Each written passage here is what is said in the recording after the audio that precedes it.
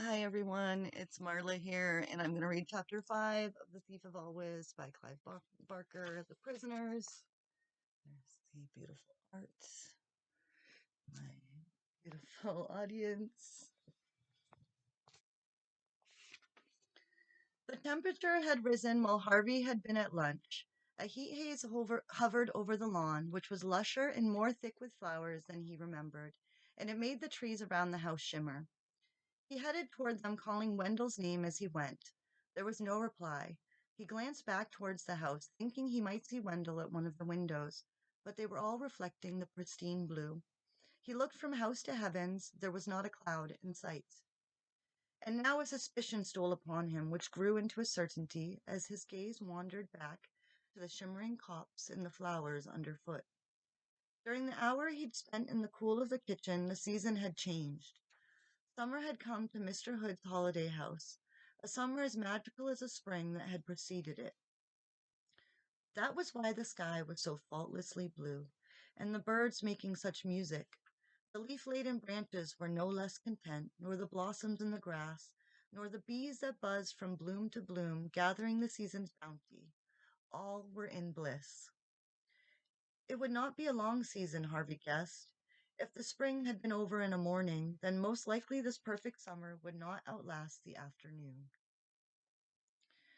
I'd better make the most of it, he thought, and hurried in search of Wendell. He finally discovered his friend sitting in the shade of the tree with a pile of comics at his side. Want to sit down and read? He asked. Maybe later, said Harvey. First, I want to go look at this lake you were talking about. Are you going to come? What for? I told you it's no fun. All right, I'll go on my own. You won't stay long, Wendell remarked, and went back to his reading. Though Harvey had a good idea of the lake's general whereabouts, the bushes on that side of the house were thick and thorny, and it took him several minutes to find a way through them. By the time he caught sight of the lake itself, the sweat on his face and back was clammy, and his arms had been scratched and bloodied by barbs. As Wendell had predicted, the lake wasn't worth the trouble.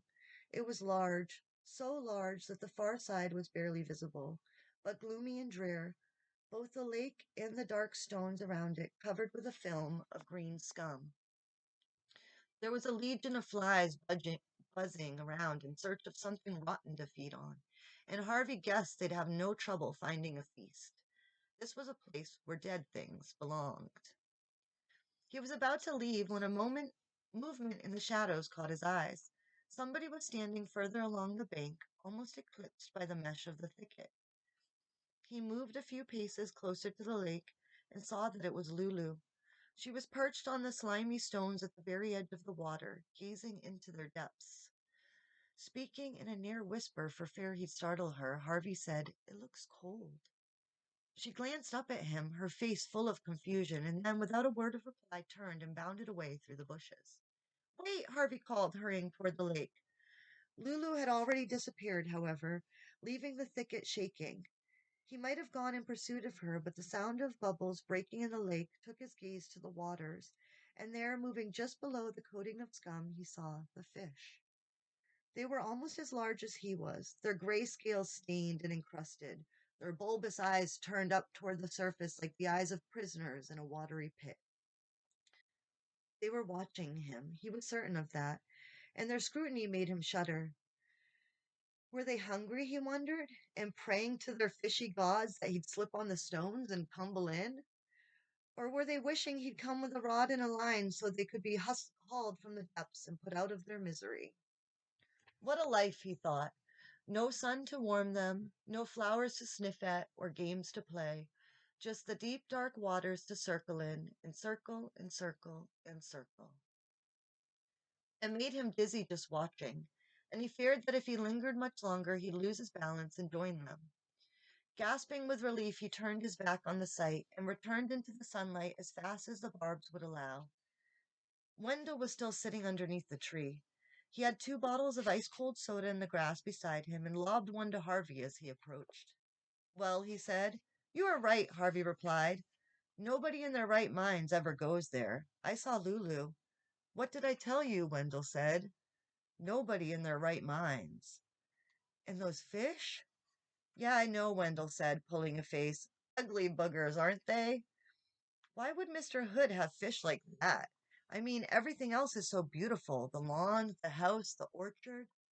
Who cares? Said Wendell. I do, said Harvey. I want to know everything there is to know about this place. Why? So I can tell my mom and dad about it when I go home. Home, said Wendell. Who needs it? We've got everything we need here. I'd still like to know how it all works. Is there some kind of machine making the seasons change? Wendell pointed up through the branches at the sun. Does that look mechanical to you? He said. Don't be a dope, Harvey. This is all real. It's magic, but it's real. You think so? It's too hot to think, Wendell replied. Now sit down and shut up.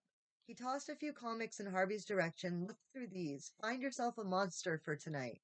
What's happening tonight? Halloween, of course, Wendell said. It happens every night.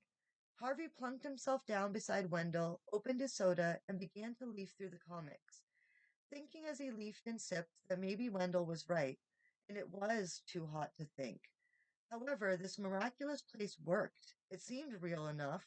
The sun was hot, the soda was cold, the sky was blue, the grass was green.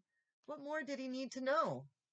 Somewhere in the middle of these musings, he must have dozed off, because he woke with a start to find that the sun was no longer dappling the ground around him, and Wendell was no longer reading at his side. He reached for his soda, but the bottle had fallen over, and the scent of sweet cherry had attracted hundreds of ants. They were crawling over it and on into it, and many drowning for their greed. As he got to his feet, the first real breeze he'd felt since noon blew, and a leaf, its edges sere, spiraled down to land at his feet. Autumn, he murmured to himself. Until this moment, standing beneath the creaking boughs, watching the wind shake down the leaves, autumn had always seemed to him the saddest of seasons. It meant that summer was over, and the nights would be growing long and cold. But now, as the drizzle of leaves became a deluge and the patter of acorns and chestnuts a drumming, he laughed to see and hear its coming. By the time he was out from under the trees, he had leaves in his hair and down his back and was kicking them up with every racing step. As he reached the porch, the first clouds he'd seen all afternoon crept over the sun, and their shadow made the house, which had wavered in the heat of the afternoon like a mirage, suddenly loom dark and solid. You're real, he said, as he stood panting on the porch. You are, aren't you? He started to laugh at the foolishness of talking to a house, but the smile went from his face as a voice so soft he was barely certain he heard it said, What do you think, child? He looked for the speaker, but there was nobody at the threshold, nor out on the porch, nor on the steps beside him. Who said that? He demanded. There was no answer, which he was glad of. It hadn't been a voice at all, he told himself. It had been a creak of the boards underfoot or the rustling of dry leaves in the grass. But he stepped into the house with his heart beating a little faster, reminding himself as he went that questions weren't welcome here. What did it matter anyway, he thought, whether this was a real place or a dream? It felt real, and that was all that mattered. Satisfied with this, he raced through the house into the kitchen, where Mrs. Griffin was weighing the table down with treats. And that is the end of chapter 5. We will read chapter 6 tomorrow. I'm rocking my handmade jewelry. If you want to check it out, I'm selling some of them on Mercari. Like and subscribe, and stay tuned for the next chapter. Have a good day, everyone.